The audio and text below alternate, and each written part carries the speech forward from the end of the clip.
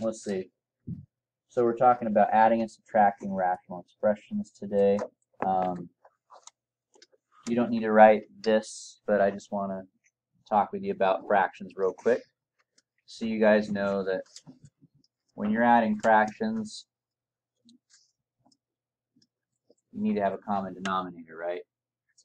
And when you do have a common denominator, you can just put those numerators together over that common denominator, right? And then you combine them. Sometimes you have to reduce at the end, right? Sometimes you don't. Most of the time, you guys won't have to reduce the problems that we have today. It's not impossible for it to happen, but most of the time you won't have to worry about that. But if they don't have a common denominator, you got to make one. So like if I had 2 over 5 plus 3 over, I'm going to say 2. Sometimes to get that common denominator, it's really just as easy as multiplying this side by that bottom number and multiplying this side by the other one's bottom number. Okay? In which case you would rewrite it, right? You would get, this would become 4 over 10, and this one would be 15 over 10. And now they've got that common denominator. So sometimes it's just as easy as multiplying the bottoms by each other. And whatever you do in the bottom, you do the top, right? But sometimes, if you did that, you're going to get more than you need. So like, for instance, if I gave you guys this, 24 and 3 here, well, I'm not going to put 3, put 5. Now, could I technically multiply this side by 18 and this side by 24 and get a common denominator? Yes, you could, but that's going to make a really big polynomial or a really big fraction numbers, right? We don't want that. So what we do then is you kind of want to think, what's their least common denominator? Well, with numbers, a lot of times you guys might be good enough to figure that out. But with polynomials, you kind of have to, what you're going to do to figure out what's the least amount you would need to multiply in order to be the same as, what we're going to do is you're going to factor them. So like, for instance, 24. 24 factors into 2 times 12, and 12 is 6 times 2, and 6 is 2 times 3. So break it apart into its prime factors, right? Now you've probably never done this before, because usually when you're learning, basic math fractions, that you just kind of do it mentally or whatever. But 18 is 3 times 3 times 2. Now you can kind of see what their parts are. And so, as you can see, like for instance, how many 2's does this side have? 3, but this one only has 1. So what I need in order for these things to match is 2 more 2's over here, right? What does this side need that that side has? 1 more 3. It needs another 3. And that way you don't have to multiply this side by 18, right? You're just multiplying this side by 3. And this side, you don't need to multiply it by 24. You just need to multiply it by 2 twice, which is like 4. So when you break it apart into its lowest common factors there, you can kind of see, just match the pieces instead of the whole thing. Does that make sense? That's how we're going to handle rational expressions. So just like with fractions, it's all the same. If they have a common denominator, just go for it. Add them up. You're done. If they don't have a common denominator, sometimes you can just do this. The reason why you would just do this on this one is because, can you break 5 down? You can't break down 2 either. So all you can do is multiply them by each other. But if you can break them down, you probably should. So that way you just match the pieces and you keep that fraction as small as possible. Okay? Sure. So those are the 3 types of situations we're going to look at today. Common denominator, not a common denominator, but all you need to do is swap them. And then finally, we got to factor first and then match them. Okay? So that's how we're going to be handling today. Actual problems with polynomials here. All right, so let's go ahead and write down example 1 here, please. All right. So this is our first example, an example where they start off with a common denominator. It doesn't really get much chiller than that. So now just as a general rule, I'm going to say you guys might want to start off on every problem putting your polynomials in parentheses. It's a suggestion. On this problem, it really won't matter.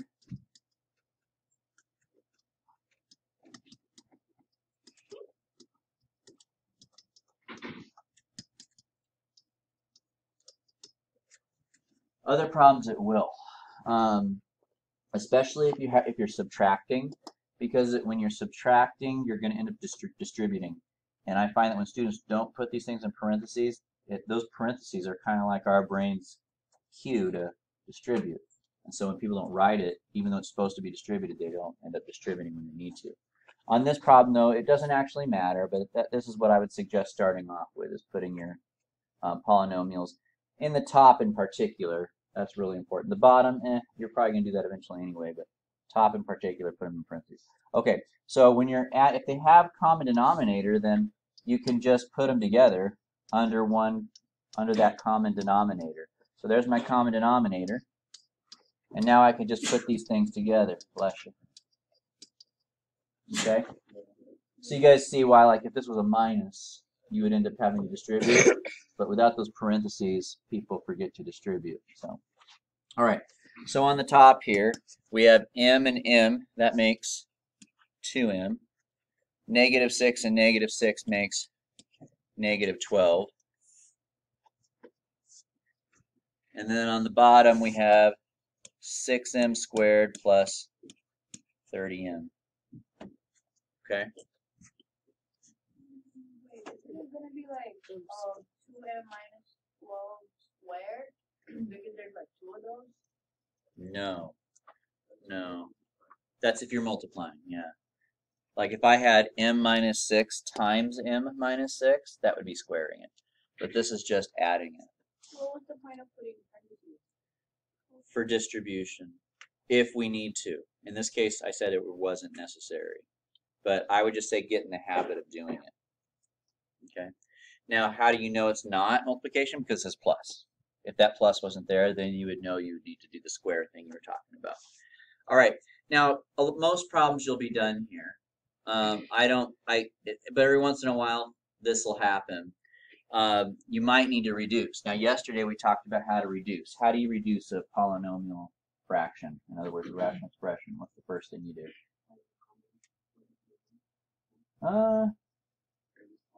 You factor them. You factor them. That's right. So on the top, what is the greatest common factor here? So I'm going to take a 2 out. What about on the bottom? 6 and m. So if I divide both of those by 6m, I would be left with m plus 5. Okay. So here's what I have now. I've got 2 times m plus 6, or is it minus 6, huh? Yeah. Over 6m times m plus 5. Can anything reduce here? The 2 and the 6 can, right? The 2 goes into the 6 how many times? 3 times. And so here's probably the best final answer you can have.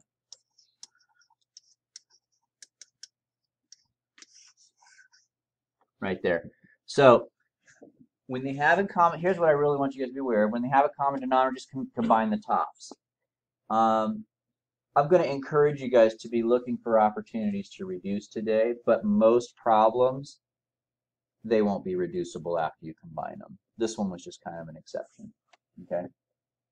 Usually they won't be able to be reduced. So you can maybe factor them, but usually it's going to turn out to be in vain. It won't actually reduce anything out at all. So I'm not really too worried about that last step. I'm more concerned about just knowing how to add the fractions. So let me throw another one of these at you. Let you guys try one. Well, actually, we could do it. Let's do a subtraction one first. So let's write this one down. It's not much. There won't be much of a surprise here, but let's do it.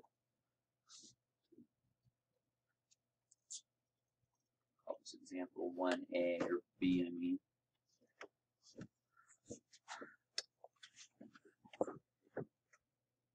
Okay, so as I suggested, start off with parentheses. And here, if you don't have them, you probably will miss something. So you want to have the parentheses here. All right, common denominator, that's good. So we're going to put both of those over that common denominator now. We have x plus 1 and 4x minus 6. And here we're going to distribute the negative. So that's what's different about subtraction, is you're going to have to distribute the negative into the second polynomial there. Once you do distribution, you can get rid of the parentheses.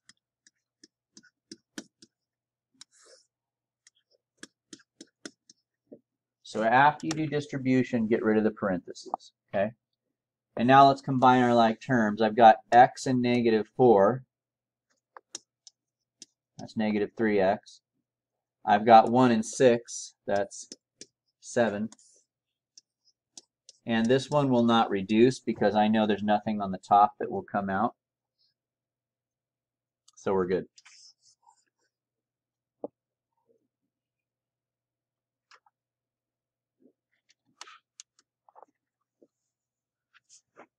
Okay, so that's adding and subtracting with a common denominator. Any questions?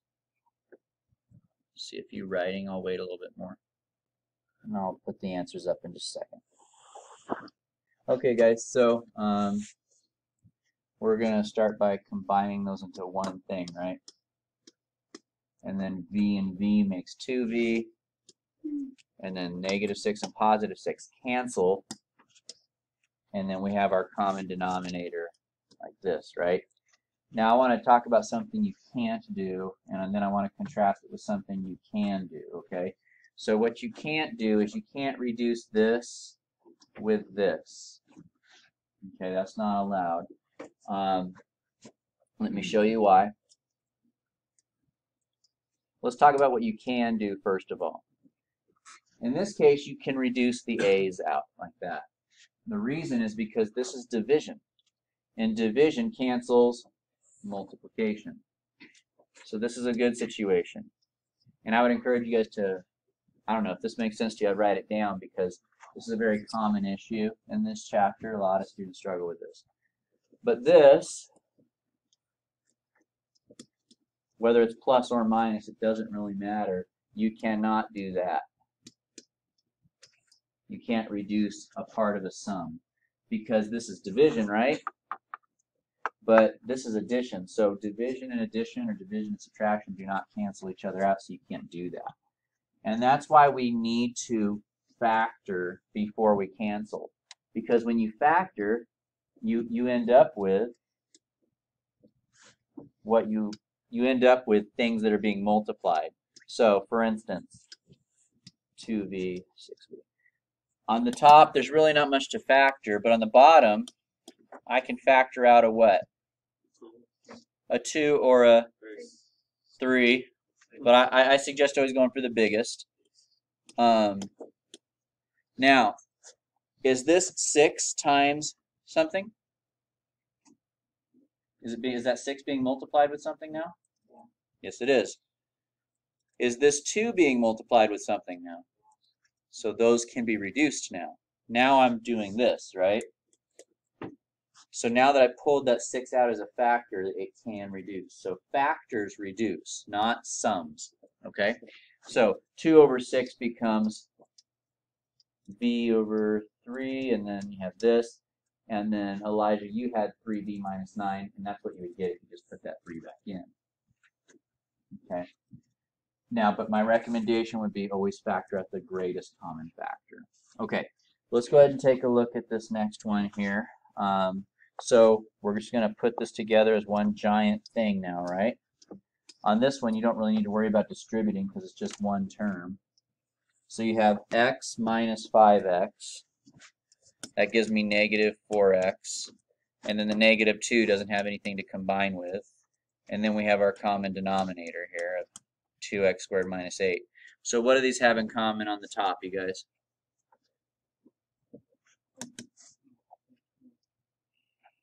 What do these two terms on the top have in common? A 2, and we would want to take out a negative 2, right? So, because anytime your front number is negative, we like to get that negative out of there also. So that's going to give me x plus 1? 2x. What? Yeah. Oh, 2x plus 1. Thank you. All right. And on the bottom, what can we take out? 2, which leaves us with minus 4, right? And what reduces out here? The 2's. Now, technically, the bottom does factor again. Do you guys see what that would be? That's a difference of squares. It's going to be x plus 2x minus 2, but would that cancel anything up here? No. So don't bother. You can just leave it like this. But that's that.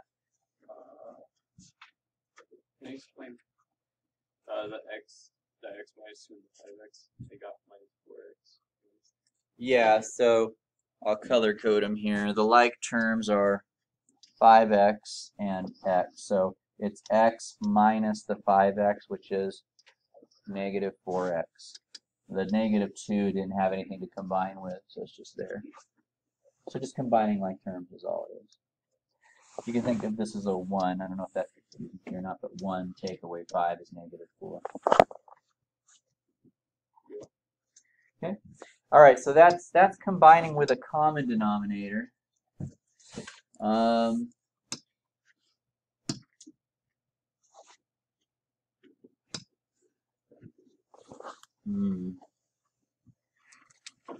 Okay, fair enough. We'll do this one too. All right, go ahead and write down example 2 here.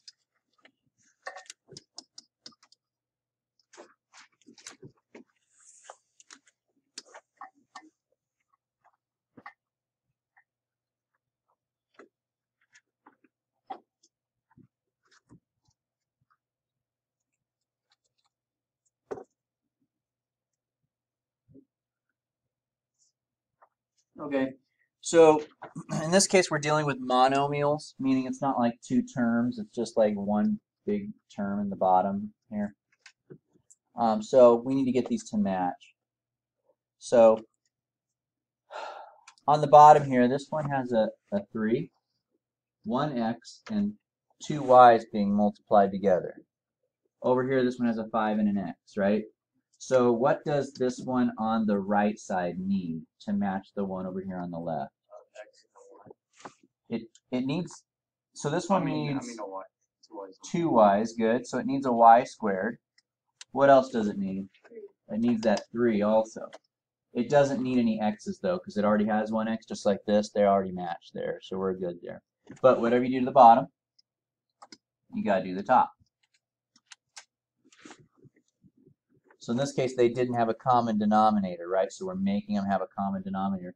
What about this guy over here on the left side? What does he need to match the one on the right side? Just a 5, right? All it needed was a 5. And whatever you do to the bottom, you do to the top.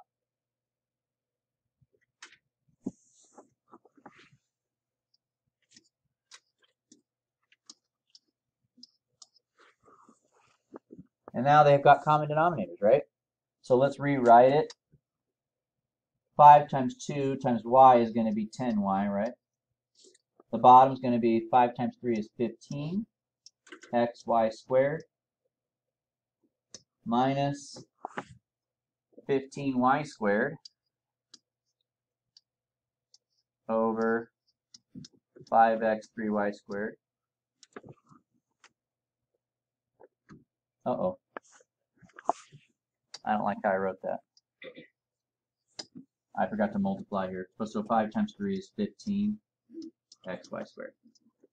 There we go. So now they got a common denominator, right? Can we just put them together?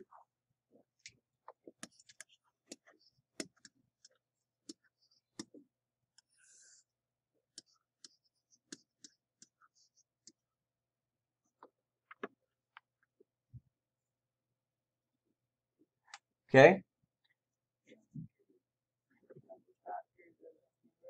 Yep. We can reduce that a little bit, right? So what goes into the top? What can I factor out of there? We can take out a 5 and a y. which would leave what on the inside? Good. Okay. So what can I reduce them?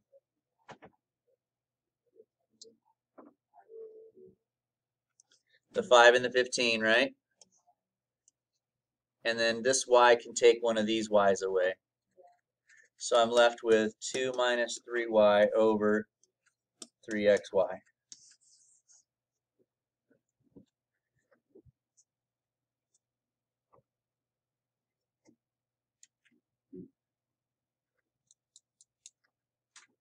So that was our first example of a non-common denominator. And we just needed to match the left and the right sides up, right?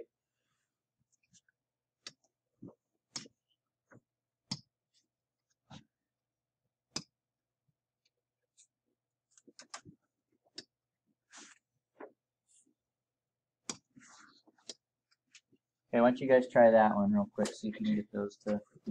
All right, so Gabriel, what did you multiply this side by? Well, I wouldn't multiply it by 3. You could, but I wouldn't. John Castillo, what did you multiply this side by? This side, yeah. M? Okay, that I would do, because this side needed an M, right? On the bottom. Steve, what did you multiply the right side by? Yeah, this side needs an n squared. So now both of the denominators have a 3. They both have an m, and they both have an n squared. Okay. So now this one on the top here is going to become 2m squared.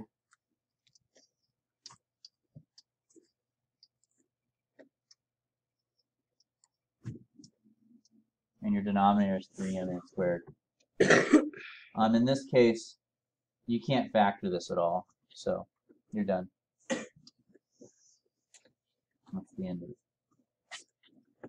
Okay.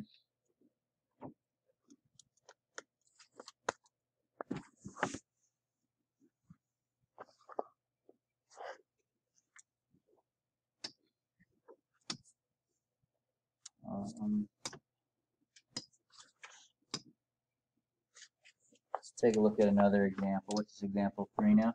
Go ahead and write down example 3. Okay, so I wanna make a little alteration in this problem. Can we get rid of the 2?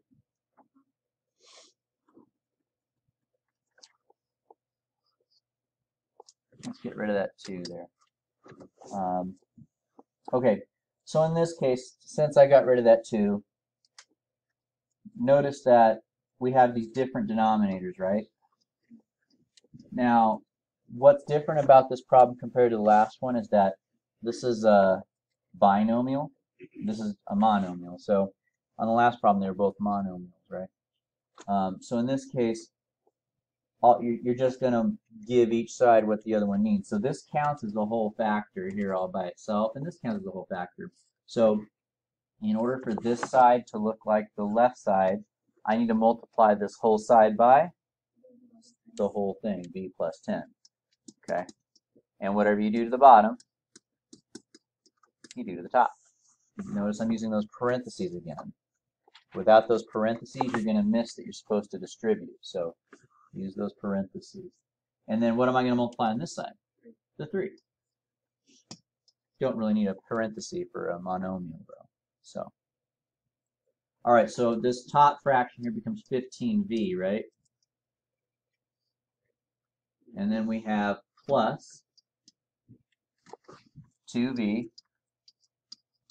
and then we have the v plus 10, and on the bottom we have this. Okay, so, yep, we're going to distribute. Now, little note, I would not, don't multiply the denominator pieces together. So like, for instance, you could do 3 times b times 10 and get 3v plus 30, but don't. because you know how sometimes you want to reduce at the end? So just leave the bottom unfactored. But for the top, you have to do the distribution because otherwise you can't combine them, okay? So don't ever multiply on the bottoms. Just leave the bottoms alone after you get that common denominator and simplify the tops. So we're going to distribute here, and we get 15v plus 2v squared plus 20v over this. Now, notice after you distribute, you can get rid of the parentheses. You don't need them anymore. Oh, did I do something wrong? It's 20? Thank you. Okay, can we combine anything? Yeah. This guy and this guy go together, right?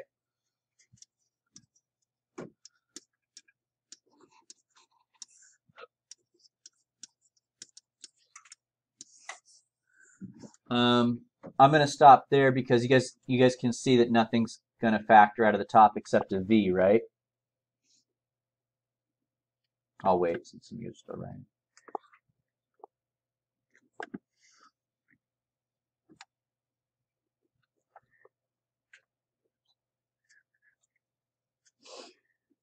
So when you guys look at this, do you guys see how the top has nothing in it, but it doesn't have any common factors except for a v, right? But that's not going to cancel any v's on the bottom. Now some of you guys might think, well, it's going to cancel this one, right? But that's not a factor. It's being added with something. Okay, so there's no point in factoring out the v, so we're just going to leave it like that. Okay. Could you distribute on the bottom now? You could, but I'm pretty sure with the software that I'm using to generate your guys' test questions and homework, they usually just leave it like that for the reason that I told you. It makes reducing easier if you need to. But in this case, we don't need to, so we'll probably just leave it though. All right, so there's that. I think the next example is just another one of those, if I'm not mistaken. Let me see. Yeah, let's do this one. Go ahead and write down this example here.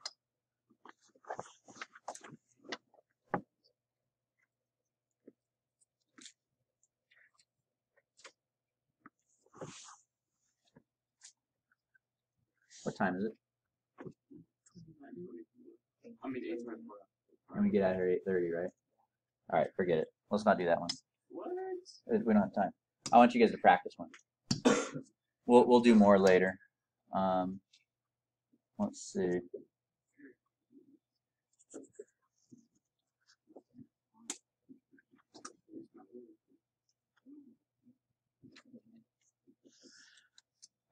I'm gonna factor this one for you guys so that it doesn't. So it's more like the example that I just did. So instead of writing this, I'm gonna write this for you guys. Okay.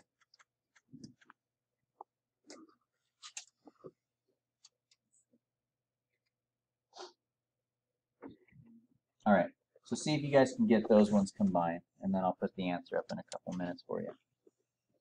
So what does this side need, you guys, to match this side? It needs an x. What other piece does it need? It needs that x plus 3. It doesn't need another 3, though. It already had one, right? What does this side need to match that side? Nothing. It's got everything. It's got a 3, an x, and an x plus 3. Okay? So now what we have is this. 4 plus 2 times x, which is 2x squared.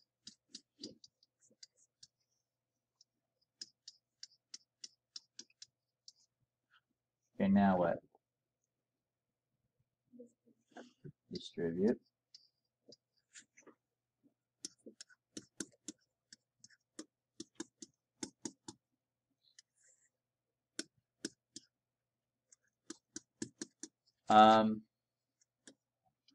Now, what do these all have in common here?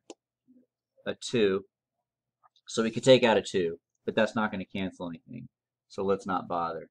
The other thing you might consider is maybe a box, but I'll tell you, if it's not a GCF, then pretty much don't need to worry about it. It's not going to factor, so we're good. Go ahead and just box it up. That's it. So we'll stop there. There are more types that I wanted to go over, and we'll hit them up when we get back from Thanksgiving break, okay? But That's it for today.